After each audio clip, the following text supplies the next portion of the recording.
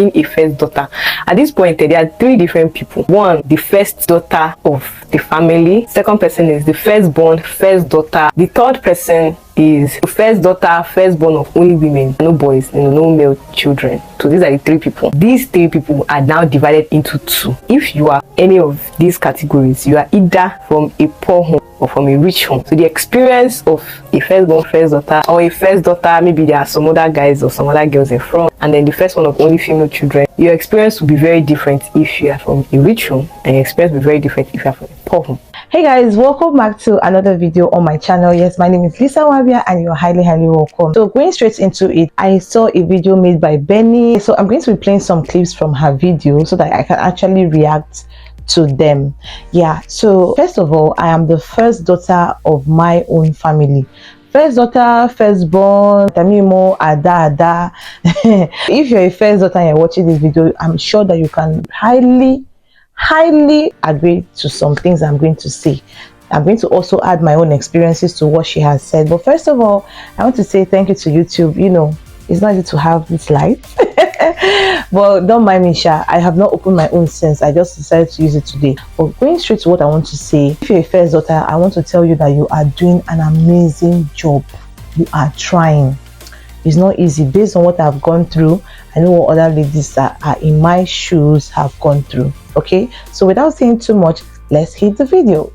Being a first daughter can be a blessing. It can also be a curse. It just depends on your background. Let me not say it's a curse. So there are pros and there are cons. So I think the cons are actually more than the pros, depending on your family background and all of that. Being a first daughter is either she said it's a curse. Anyway, you guys watch the video. Okay, now I will say that being a first daughter is actually a curse, to be honest. I won't say that it's actually in a bad way, not really in a bad way. If you're a first daughter, you can actually agree with me that I don't really mean it in a bad way, but there are some times that you'll be like, why am I actually the first daughter? Why am I actually the firstborn? Like, there are various types of first daughters. Imagine you being the first girl and the firstborn, which is in my own case. Thankfully, my parents are not so strict. Like, when it comes to this particular time I'm actually trying to find myself as an adult, they are not really hooking me by the neck, because I know some of my friends that are actually telling me that they ran away from home mainly because they can't stay in their father's houses. I would just say that the pros are not as many as the cons. I agree with her wholeheartedly, because I tell you that I was actually a sacrificial lamb in some cases, and it actually made me to turn into what I did not want to be, because I started seeing myself getting angry often. There's some things I cannot say here because it's actually YouTube. I've actually said something like that on my Twitter page, yeah, where I talked about how I was behaving, and I even had to call my siblings together so that we can actually talk about the way I treated them in the past. I'm not really proud of the way I treated them, like, being a mother to them, and not actually taking my time to know that these people are actually my siblings. Like, I was actually seeing myself as their mother. So I will tell you that the pros are not so many. I coined down some points from what she said, so I'm going to be starting with my own. Now, motherhood is actually a good thing, but as the first daughter, being a mother in the house after your mother is not an easy thing, because you see yourself as a living sacrifice. Why do I say a living sacrifice? Our mothers have actually learned how to sacrifice for us. Like, they sacrifice for us a lot, and now you're actually growing, forgetting that you're actually a child, but you're actually trying to sacrifice yourself to make sure that your siblings are happy.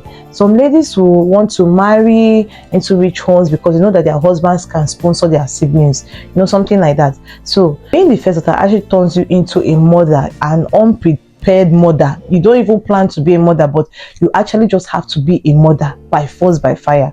And then you see yourself sacrificing for your siblings, trying to do the best that you can for them.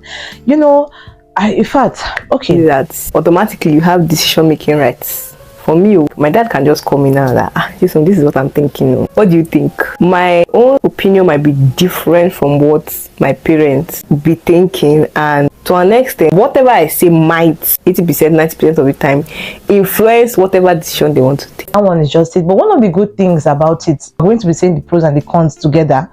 is the decision making. Yeah, there are some things that my parents may want to do, which is actually true. My mother may want to do, maybe in the house, in the kitchen, maybe she wants to do a get together. What do I think? What recipe do I think is best? You know, things like that. It was actually a time that I came back home after my NYSC and I realized that the fridge was faulty. So what did I do? I just came to my dad. I said, Daddy, see, we can't continue like this because I cook and I have to put it inside the refrigerator or the freezer.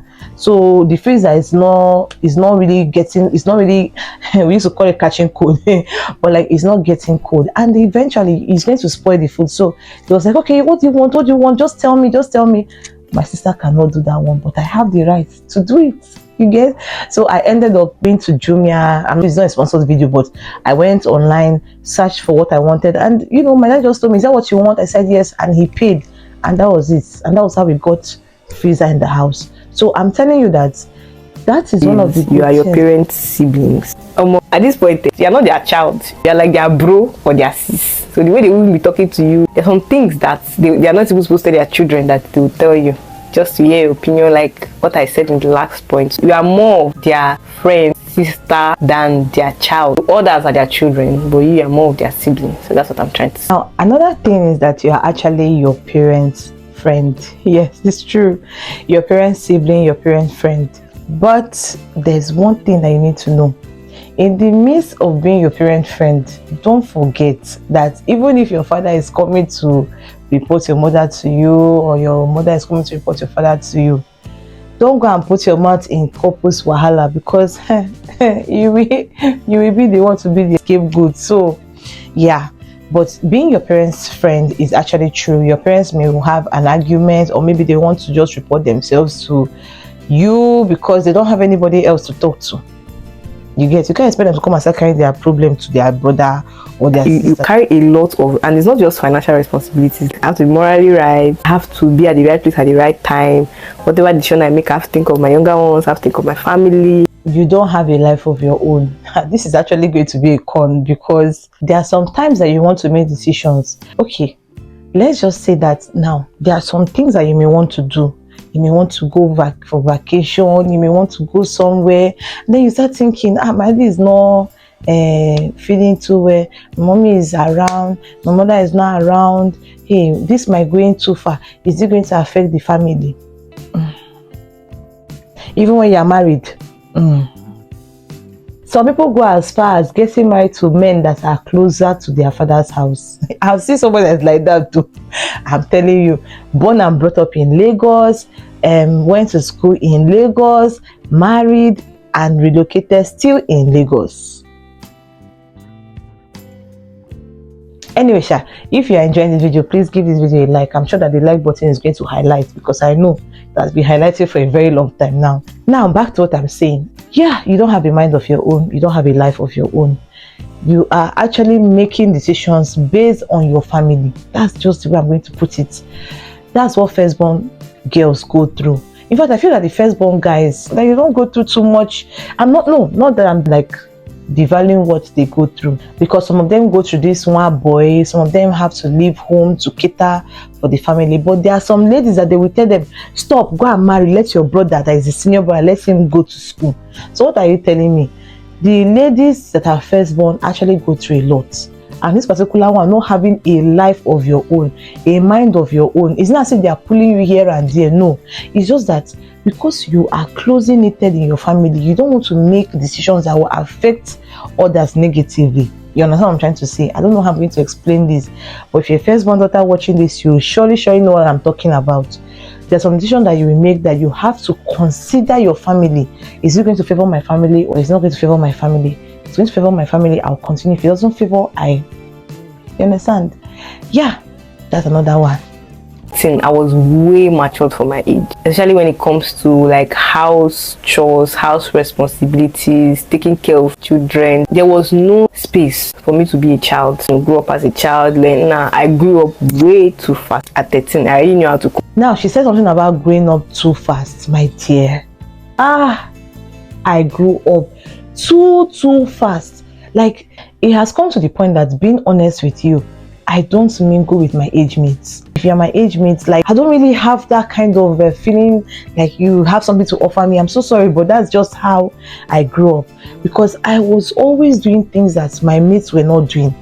Sometimes my mates will come, I want to go to this person's house, want to go and who? I'm at home. I have to cook. I have to make sure that my siblings' uniforms are ready, because there was time I entered a particular age, my mom sent everybody that is working in the house back to their homes. She was like, you are in this house, you will not learn something. You want to come and spoil? In my hand, my mother is a teacher, me, I'm a teacher. You, teacher's child, you will not come and spoil. So I had to stay at home to learn. At age 10, I started washing my clothes. At age 11, I've started what they even call it, I started boiling water. But I know I say boiling water because when you are using things like gas and stove, you have to watch how you do it. I've started boiling water, and I've already started going to start boiling yam and rice. 12, 13, I've started cooking stew, and I've started experimenting soup, because if nobody is at home, who will now cook for you? Is it Angel, Abi, is it who? So my dear, just know that as the first daughter, you are going to grow up so fast. When my mates are there saying, they want to go outing, they are going to, meet their friends, you don't even know what they're talking about. Till today, it's still affecting me. I'm telling you that I have become a homebody. Like, I prefer to stay at home. That rest that I will rest is enough for me, because the things I will be doing mentally, physically, spiritually, based on kabashing. Well, I'm just trying to tell you that I grew up too fast, and it was really, it was a must. It was really a must. My mother is a teacher, her mother was a teacher. You get? So it was just, I don't know, in fact. So if you're a firstborn, listen, you know what I'm talking about. You will grow up too fast. I know I'm stressing this one, because this one is affecting me even till today. People see me, hey Lisa, you're a vibe queen. Come and see me at home. I am very quiet. Next, please. You are the guinea pig child. Your parents gave birth to you first, and at that point they've not been a parent to any child before. They don't know what it is to train a child. You are the first person, so they are literally experimenting on your head. Now you, they go use the experiment of how to train pikin, at least maybe before the next 2 years or other years before other children. The one that used to pay me the most, you say that you are the guinea pig of the family. There are some things that now that is happening, I'm like, why did I come now? Why didn't I come like third born, fourth born? Because when I came, in fact, please just give me a minute. When I came, like, hey, it was as is. For example, now university. Before you go to university, you know that you have to choose schools. I was the experiment too. Yes. With my full chest, I said it, but it's all right, because at the end of the day, I'm happy that everybody has settled. But being the experiment, I don't want to be the experiment next time if I'm coming back to this life. Anyway, that's just it. Now let's go to the after effect that she discussed. Now, the number one after effect that this thing did to me is this. Number one, I became extremely independent. I can change generator plug, I can change generator rope, I can fix fan, I can fix bulb, I can, because if your father is not around, who will do it? And that time my brother was still growing, but now he can do it, but I still had to learn it. You understand? You become highly independent. If I was a man, by now my name would have been Emeka or David. I'm telling you, I could change everything. If what they call it, if there's no light and maybe the light is in line 2, I'll go and remove that changeover, and those stuff, I forgot what they call it, those fuse, I changed the fuse and put to another place. And that was how I even did it one time, and I burnt everything in the house. I'm just trying to tell you that you become highly independent. Honestly speaking, highly independent. That's one thing that being a firstborn has done to me. You find out that you are being a mother. You are mothering your partner. Like, say your partner no get mama before.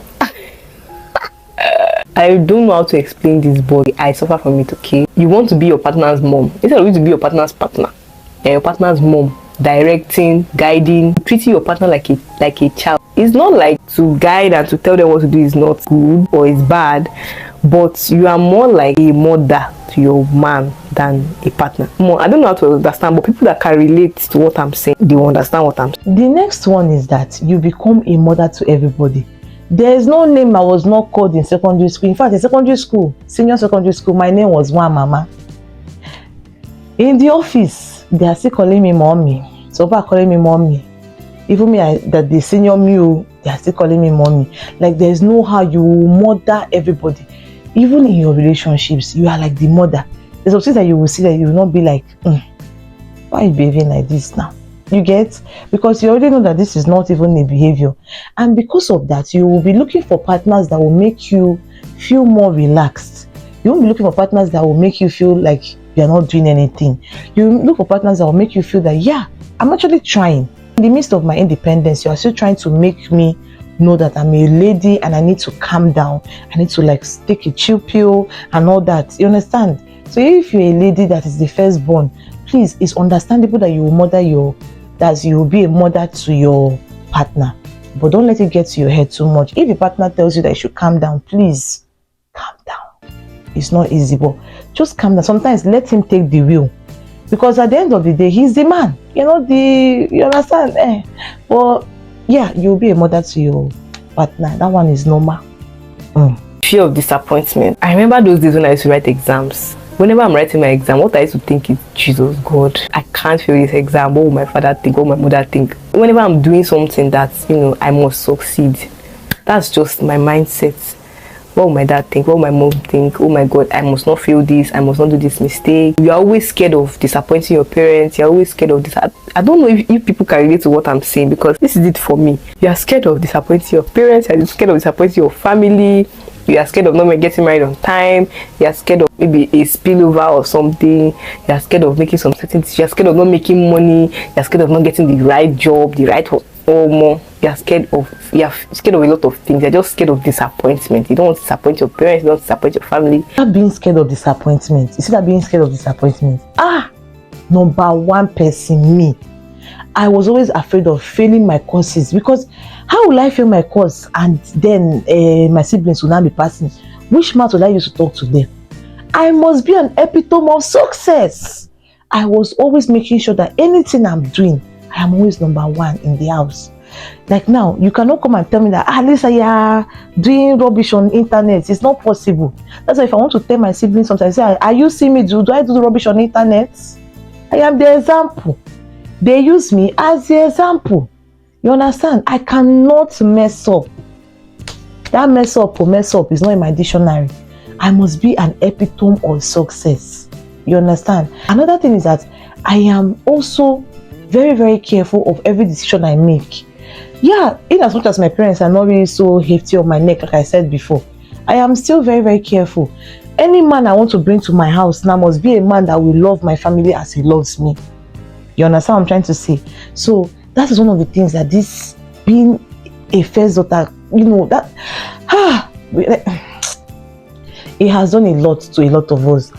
But I'm not saying that it's bad. It's kind of like a curse. It's also good at the same time. You understand? Anyway, I've come to the end of this video. I hope I made sense to somebody. Please, if you're a first daughter and you're watching this video, please just know that you are doing your best. Try to be an epitome of encouragement to your siblings. If you find out that they are not respecting you, or they're not, maybe because of the things you have done in the past, call them, discuss with them. Don't feel that you are too big. Nobody is too big to talk to their siblings. The only thing is that you must make sure that you maintain your respect. That's the only thing. Apart from that, that's all. So guys, if you enjoyed this video, please give this video a like, and I will see you in my next video. Bye.